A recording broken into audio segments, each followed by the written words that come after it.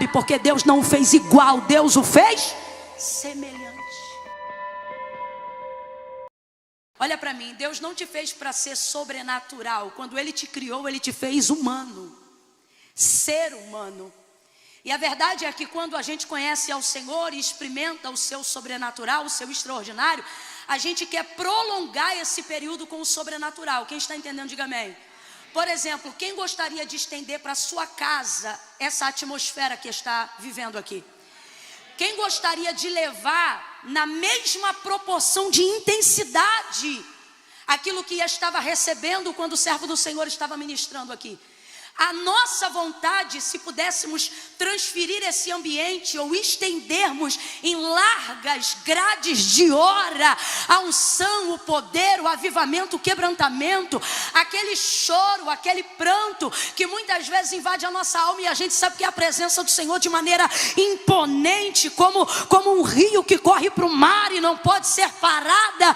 A gente não quer parar aquele choro, a gente não quer parar aquela vontade. Inclusive, são em momentos como esse que a gente faz votos dos quais às vezes nem dá conta de pagar, porque a gente está tão motivado, a gente está tão focado. E eu tenho certeza que tem pessoas aqui que já prometeram coisas ao Senhor, já firmaram propósitos com o Senhor, até porque essa atmosfera é favorável para isso, para que você comprometa-se. Só que quando isso aqui acaba, a atmosfera não é mais a mesma. Só fica você e a sua carne que quer poupar energia. Só fica você e a sua carne que tem prazer no descanso. Só fica você e a sua carne dizendo que lê a Bíblia que nada, vai maratonar aquela série que você não viu ainda. Só fica a sua carne dizendo, ou você acha que na segunda-feira sua carne vai dizer, entra para o quarto, fecha a porta e entrega pelo menos 1 hora de oração para Deus. Não, ela vai dizer, sabe o que? Dorme, você está cansado do retiro, liga a televisão, um balde de pipoca e cai dentro. É isso que a sua carne vai dizer para você, sabe por quê? A carne não opera voluntariamente para Deus bem algum.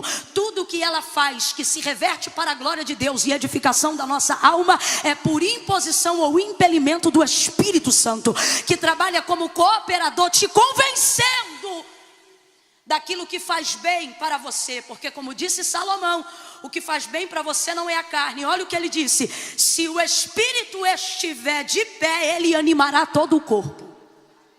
Mas olha o que ele diz, porém, se o Espírito estiver abatido, quem pois o animará?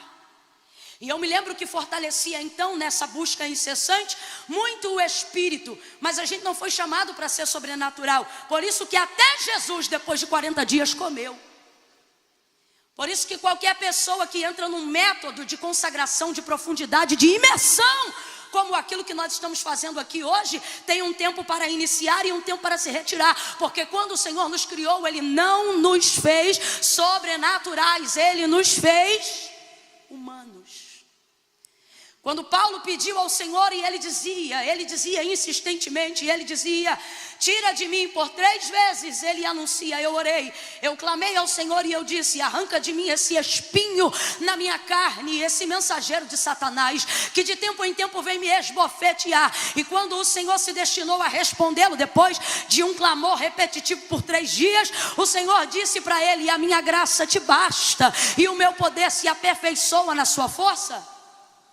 Quem lembra, gente, o meu poder se aperfeiçoa na sua fraqueza. Vá compreendendo isso aí. Nossas dependências, debilidades e fragilidades afrontam a nossa humanidade, afrontam a nossa carnalidade, muitas vezes esmagam o orgulho e a vaidade da nossa santidade, mas são elas que nos movem para o lugar de uma adoração sincera, de um coração quebrantado, de um coração contrito. Eu quero que você compreenda que Deus não está interessado em substituir na sua vida coisas que só a sua humanidade deve e pode fazer. Camila, eu não estou entendendo. Tem pessoas aqui que ainda não conseguiram entrar num caminho de constância, ainda não conseguiram esbofetear a procrastinação que afronta o seu espírito. E não é porque elas não querem, não é porque elas não amam. E eu estou falando com vocês, não é porque vocês não querem, não é porque vocês não amam, é porque de verdade, ou a gente fica na carne,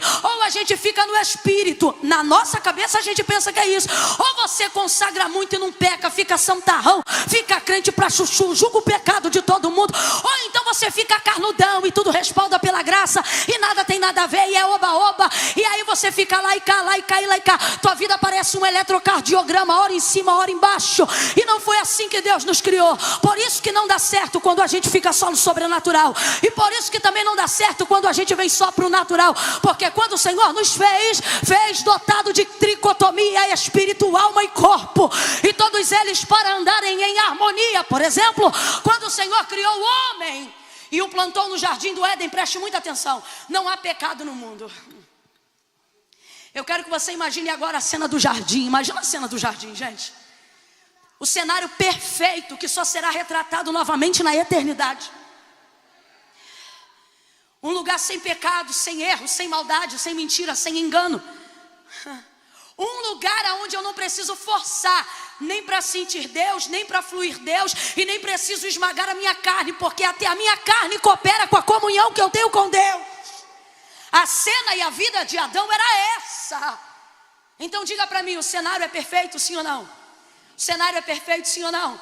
Mas ainda assim, no verso 18, mesmo tendo Deus feito todas as coisas, quando ele percebe Adão dentro daquele cenário, que humanamente falando é de perfeição, não é Adão, mas é o próprio Deus que diz assim: não é bom que o homem esteja só.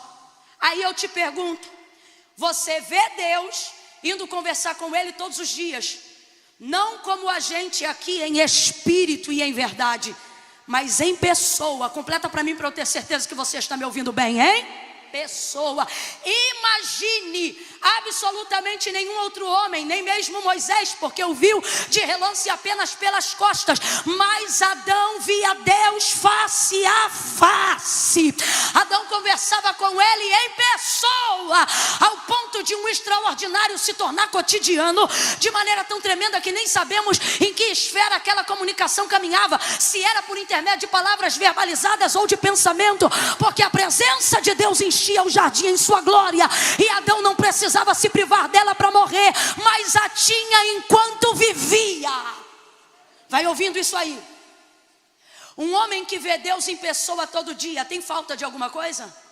Tem falta de alguma coisa? Não, porque você quer colocar na rotina o sobrenatural, mas Deus vê que um homem que vê ele todo dia e fala com ele todo dia vai sentir falta de alguma coisa, e ele não se ofende com isso, porque quando ele criou o homem, ele não disse façamos igual, ele disse façamos semelhante. Mas qual é o problema? O problema é que você rejeita a semelhança, o que você quer é ser igual.